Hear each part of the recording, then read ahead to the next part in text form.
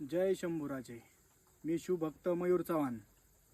गेल्या 10 वर्षापासून इथं पेडगावमध्ये धर्मवीर गडावर आम्ही येतो.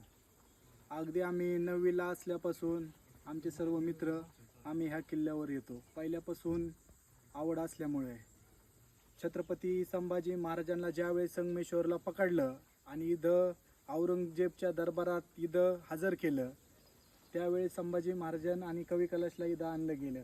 तर संभाजी महाराजांची खूप अशा प्रकारे इथं धिंड काढली, गुडघ्याच्या वाट्या काढल्या, अंगावरचे सालटे काढले, डोळ्यात सळ्या खुपसल्या, तर संभाजी महाराजांच्या अंगावर तेल ओतलं. असं करून संभाजी महाराजांना हाल करून इथं औरंगजेबाने इथं त्यांना संपवलं. त्यांचा औरंगजेबचा सख्खा भाचा खान जहान बहादूर खान कोकणताज हैवात जंग त्याचं असं नाव होतं. म्हणून ह्या गडाला बहादूरगड पण म्हणलं जातं.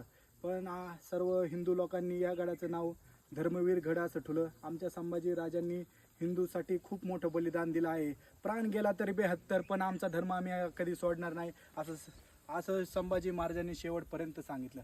संभाजी महाराज शेवटच्या क्षणापर्यंत लढत राहिले, पण संभाजी महाराजांनी हिंदू धर्म कधी सोडला नाही.